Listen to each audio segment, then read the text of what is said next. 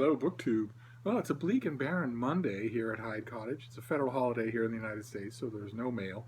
And as a stopgap from just being miserable all day, I asked if the rest of you might like to ask me questions in my channel's very first Reddit-style AMA, Ask Me Anything. And right away, the questions started coming in, and they're great questions because I have the best subscribers in the world. So I thought we'd go through those. I have the trusty iPad right here. I thought we'd go through those. And maybe I'll make this a two-part video just to try and get in all the questions that are here, and that'll be a way for me to while away a bit of time on a day when I'm not getting any mail. So let's see. What is the first one? Joseph Quinton. Oh, okay. The first question that comes up in the feed is from Memento Mori, and he has, "Do I intimidate you?" And Joseph Quinton wants to know, yes, are you intimidated by Memento Mori? And I am very intimidated by Memento Mori, absolutely. Every time I watch one of his videos, I'm trembling in my boots that I'm going to end up a bitter, jaded thing like he is when I'm as old as he is. That's very intimidating.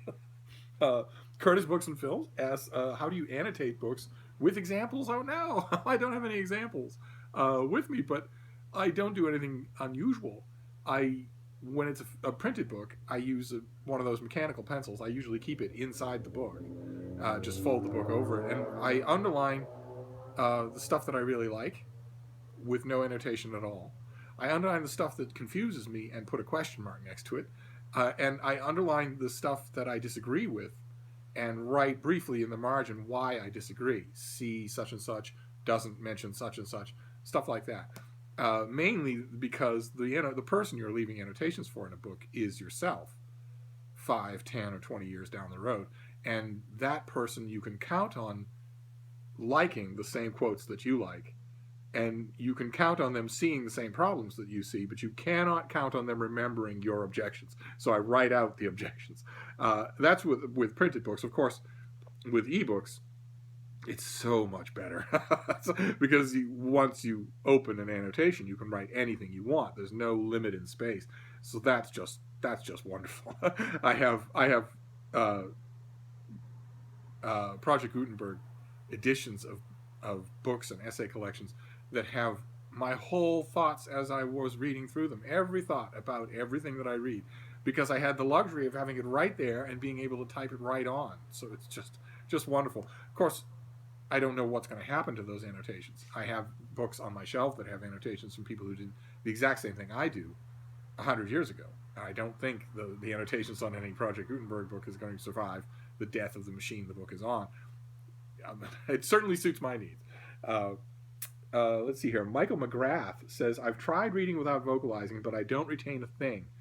Did you train to do that in a specific way? Did you just keep it at it until you could do it? How do you even know that you've looked at a word long enough to have it processed before moving on to the next one? I sympathize, but the key is just to keep at it. Well, like you say here, just keep at it until you can do it. Those of you who might not know what we're talking about, in earlier videos it came up that there's a thing that most readers do. They sub-vocalize. So they're seeing the words on the printed page, but they're sounding them out in their mind as they read as well. And my point has always been that slows you down enormously when you're reading, and you don't need to do it. There's no need for you to bring in the part of your brain that vocalizes words, that processes how you're going to say the word. Seeing the word is completely different from that. It's independent of that. There's no reason to drag in that part of the brain. And when you do, you slow things down to the speed at which you can say something out loud, even if you're just reading it silently. So a key to reading fast, the essential key to reading fast, is to stop doing that. And there is no way to train. But once your eye has seen the word, it's registered. It's not like it needs any amount of time for it to sink in. Once it's seen the word, it's registered, and the practice that you will do is to shorten the amount of time between the seeing and the really comprehending it. Trust me, it's worth the effort to put the time in, because it will work. You will get better at it. You've had your whole life forgetting it. Most people have been sub-vocalizing everything they read in a long stretch for a long time, and so you've got to give it time. But you do the non-sub-vocalizing reading all the time anyway. If you're, walking down the supermarket and you flip around a box of something in order to read the ingredients, you're not sub-vocalizing that material. You're just seeing it, and right away, because it doesn't engage the narrative part of your brain, you don't bother to sub-vocalize it. But that's the talent right there. When you see a stop sign or a sign with information on a highway, you're not sub-vocalizing it. So you can do it. It's just a question of applying that to larger pieces of prose, which takes practice. Let's see here. James Holder says, what is your favorite novel by a gay author? What period of history are you most passionate about, least passionate about? What book features that shirtless hunk peeking out from the bookshelf? That's the other room. The shirtless hunk. The book is The Goblin King by Shona Husk. And the shirtless hunk is Paul Marin, a heck of a nice guy, who once upon a time was absolutely ubiquitous on romance covers. He got 30 gigs a month. And so for a time, if you were to look at the covers of romance novels through time, just in one long progression, you would see there would be a period where it's almost all him. What was the rest of the period of history that I'm most passionate about? There are quite a few. Ancient Rome, Tudor England, Progressive Era America after the turn of the 20th century, but before the beginning of World War I. And the Renaissance, the Italian Renaissance and the Northern Renaissance.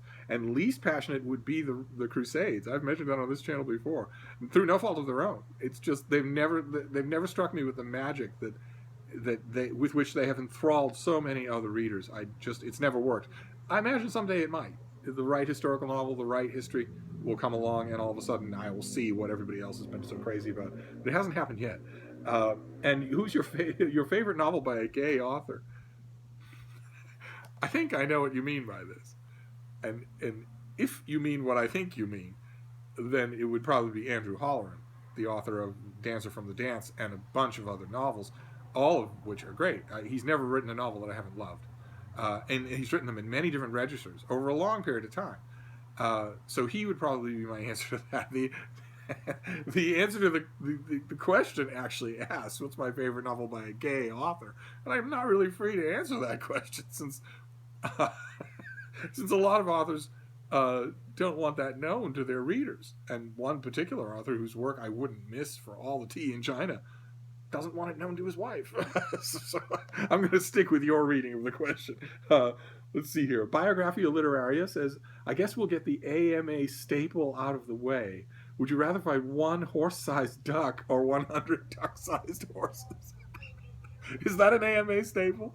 All right, well, let's get it out of the way. The answer is obviously the first one. The second one, 100 duck-sized horses, is the one thing that nothing can beat, which is a mob. A concerted mob is unbeatable. There's no way to turn them. There's no way to talk to them. There's no way to beat them. You have to simply flee. Whereas a single opponent, there might be a way to beat a single opponent. So I would go with one horse-sized duck. And I should, since this is this channel and you were probably expecting it, I should point out that I've actually faced the first of those two alternatives. There's a long, tedious Grandpa Simpson story about a physical fracas that I had once with an ostrich. Someday I will have a cup of wine and bore you all with it. A book olive. You've mentioned before that you think all of us have superpowers. What are yours, and what leads you to believe we all have our own? Well, the thing that leads me to believe that people have them is that I've seen them. I know for a fact that they exist. I'm not sure that everyone does, but a lot of people do. I have some, including one that if you all come to visit for SteveCon 18, and we're walking across Boston in the springtime, you will see it demonstrated. It involves dogs, and I won't even have to try. You'll just notice it right away.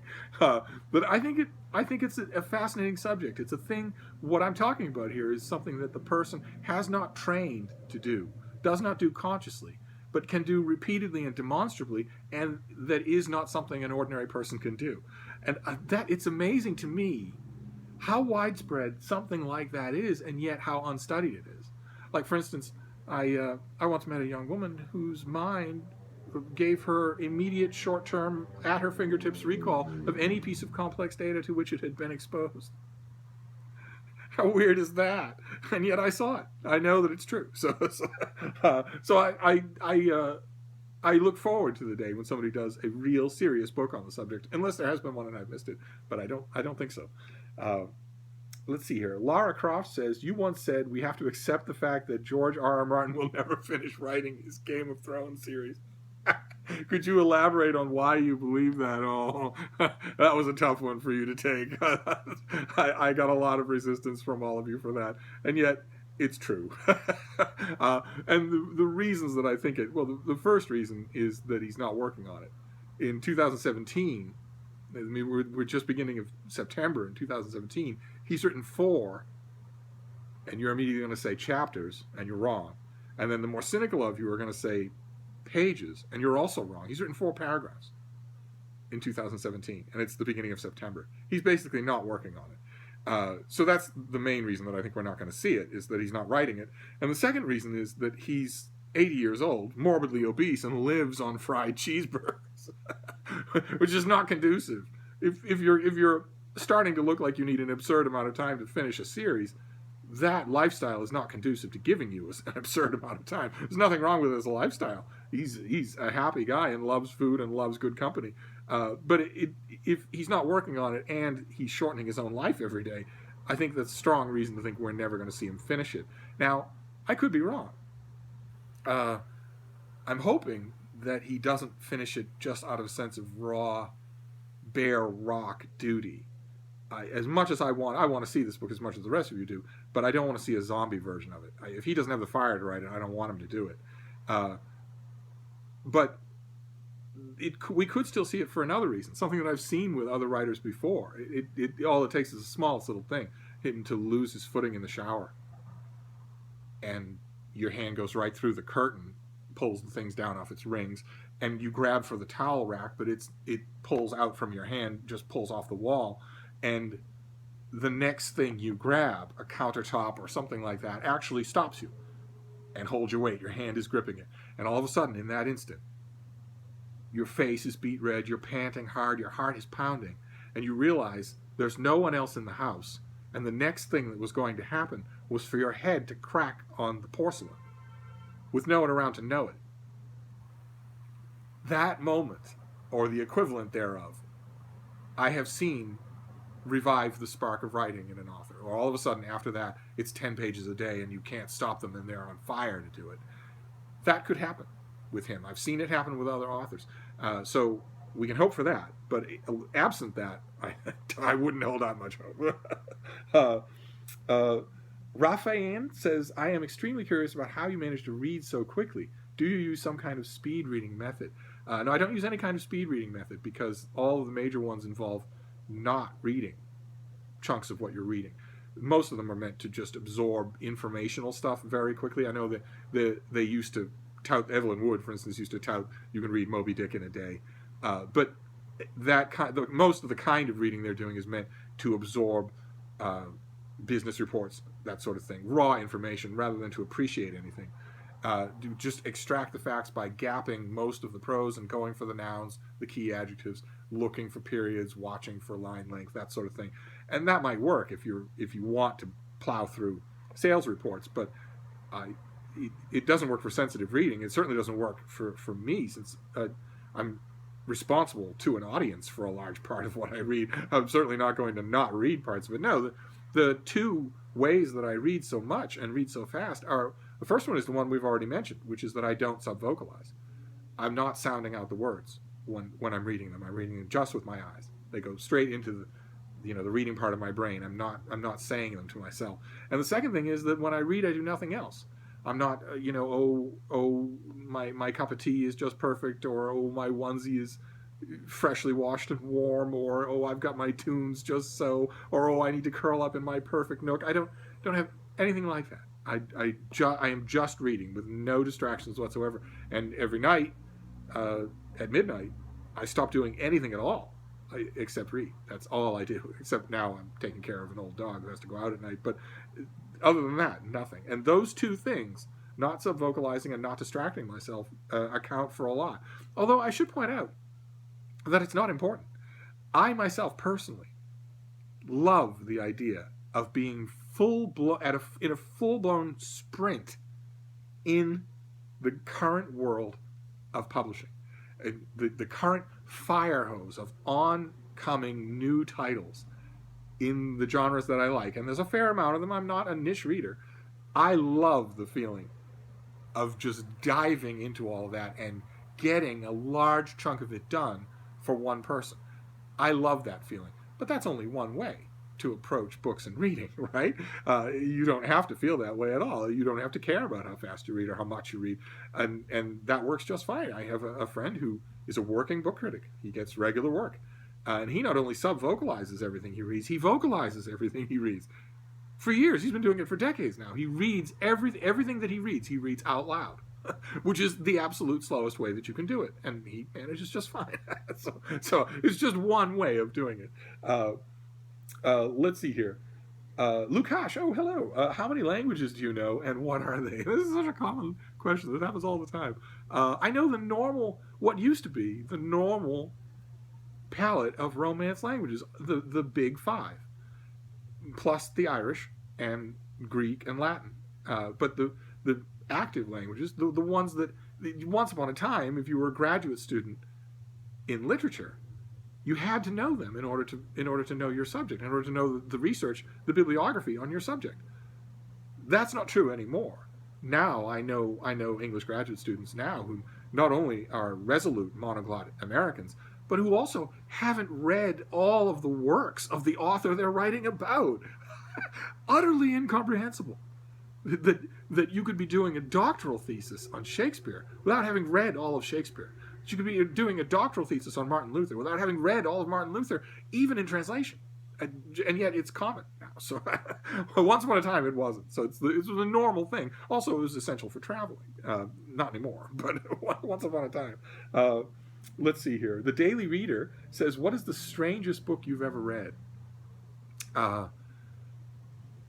Well, to me, I know it's going to sound weaselly, but it depends on what you mean by strange. To me, the strangest books are the ones where I'm reading them and I'm thinking, this doesn't work at all. This isn't describing anything. It's not doing any of the author's work. It's not doing any of the things that writing is supposed to do. And yet I know that it has millions of fans. Any book like that, where I look at it and I see, this is structurally, rhetorically a mess. How can this be effective? And yet I know that it is. Those strike me as the strangest books, even though they might seem completely normal to other people. I view it as I call it the perks of being a wallflower syndrome. Let's see here. Orthia says, you are good at thinking up titles for books. I am. Very good at it. Wish everybody would let me do it. My services are free to the publishing industry. We need no longer encounter new books that have boring titles like The Shadow of the Sorcerer or The Encounter or some cliche like In Bed with a Stranger or something like that. Every single book that's ever written, no matter how good or bad it is, no matter how schlocky or guilty pleasure or serious it is, they can each have a truly great title. Just consult me. I'm curious what you would call a trust that is dedicated to teaching and sharing one's passion for Shakespeare and other classic literature. I'm sure I know what that means. The Donahue Trust, perhaps. That'd be a boring title, though. Knave of Hearts says, I want to read Erasmus. Where should I start? And then writes THX, which I think means thanks, although thanks doesn't have an X in it, and there's no reason for you to abbreviate. You're not on Twitter. Speaking up for the English language here, if you mean thanks, write thanks. But the answer is The Praise of Folly. It's not only is it the most accessible thing that he wrote, because it's largely about religious hypocrisy, which never goes out of style, but it's also by far and away the thing you're likely to see. It's had many, many translations. It's funny. And so it's accessible. It's the thing that's in the Penguin Classic line. There have been many other translations of it. So if you go to the library, that's what you're going to see. And it's a fine place to start. Read the introduction, whatever introduction is there, so that you're up to speed on what it is, and then just read The Praise of Folly. And then, hope that you don't get a sweet tooth for it, because it's an uphill battle to read the rest of Erasmus. Not in terms of its difficulty, but in terms of its accessibility. It's harder and harder to find it. Let's see here. Jeff Harper says, I'm keeping an eye on the time here. I don't want this to go too long. We'll do two parts. Could you possibly, every now and then, do a video listing your favorite histories, or biographies. Single book introduction to a period or place in history, in-depth histories of the best biographies, etc. Bringing together ones you haven't yet told us about and others from your videos lost in the midst of time. Could you do that, perhaps starting now? I think that's a great idea. I'm glad I came up with it. But now I have got this distinct response from the rest of you via text or email or in the comments of videos. I've got the distinct impression that you really like it when I review books. So and suggest books and make reading lists and introductions to subjects and all that. So message received. If you want more of that, I will do more of that. Certainly I can and love to do it. Let's see here. Patrick Kenny says, Steve, you have mentioned in previous videos that you have always kept journals throughout your life. What are the benefits of journals? How have they helped you? What has been your approach to keeping one, and would you recommend the practice of journaling to others?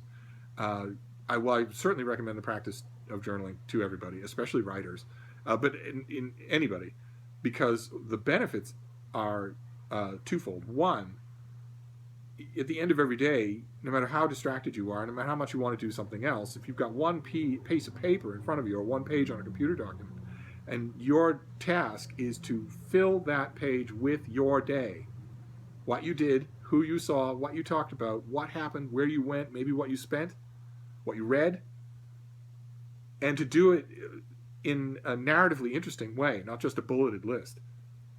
That requires, in order to do that in one page without spending the whole night on it, that requires you to gain an extremely muscular control of the mechanics of English language, of transmitting your thoughts into written words that are interesting.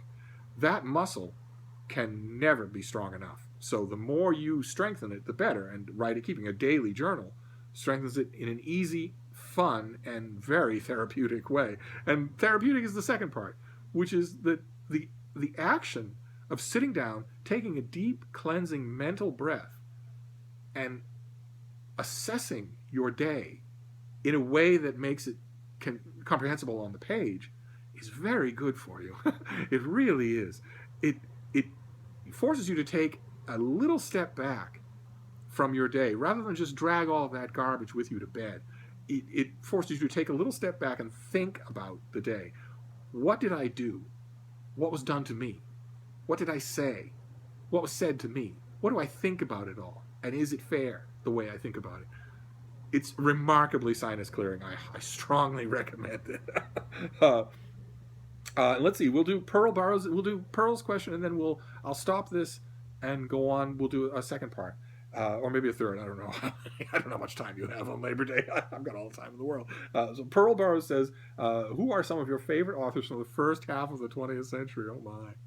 Well, there's Frank O'Hara and Frank O'Connor and John O'Hara, who just got lambasted on Olive's channel, but I love him.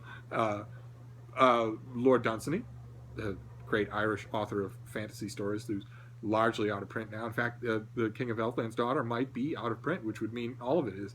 And that's a terrible shame, because he's really, really good and tremendously influential on everyone who came after him, which is everybody. And the greatest early 20th century writer of them all, Edith Wharton, the mighty Edith Wharton, without whom... Now, I should have said her first. And that's it. I'm going to stop this now, even though it feels artificial to stop a video when I've got more to say, but I don't want these to be forever. So I'll stop this now, and I'll make a part 2. So I'll be right back.